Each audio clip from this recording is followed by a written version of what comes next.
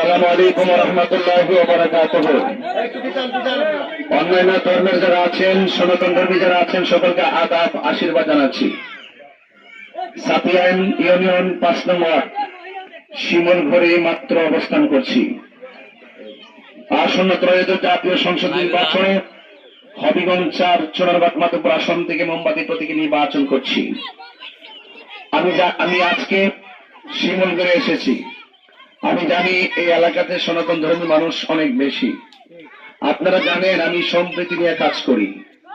যখন আমার এক সনাতন ধর্মীর লোককে গাছের মধ্যে জ্বলিয়ে আগুন দিয়ে পুড়িয়ে দেওয়া হয়েছিল, সেখানে আমি সর্বপ্রথম প্রতিবাদ করি। সেই জন্য আমি সম্প্রীতি বান্ধব মানুষ।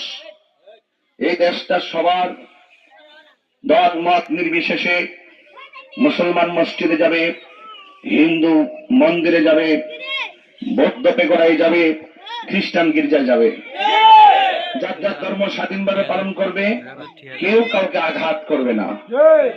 কিন্তু বড় দুঃখের সাথে বলতে চাচ্ছি, এই শিমুলঘর এলাকাটি সনাতন ধর্মীর লোক বেশি, ঠিক না?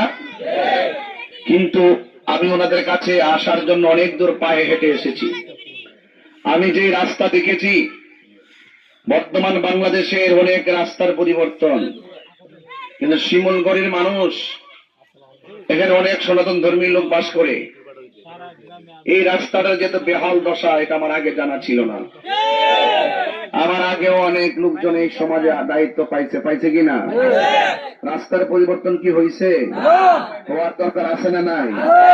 মোমবাতি ভোট দিয়ে আমার বানায় দেখেন, ইনশাল্লাহ রাস্তার পরিবর্তন হয়ে যাবে। এই শিমুলঘরে অনেক শ্মশান আছে না নাই? এবং অনেক মন্দির আছে না নাই?